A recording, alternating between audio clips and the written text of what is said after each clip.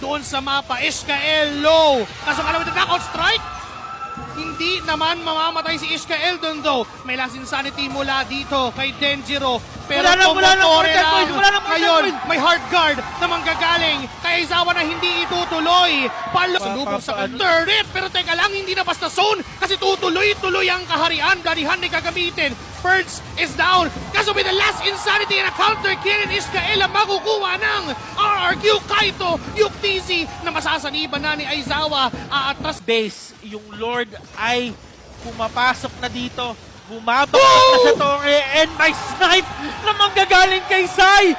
Tumba na yung mga torre at taas pa ng buhay ng Lord. 5 pa rin ang buhay sa RRQ Kaito. Last insanity para pasabugin ang mga members ng Echo Proud. Matagal na nating tinatanong kung nagahari ang kaharian at hanggang kailan, hanggang dulo, tuloy sa paglipad.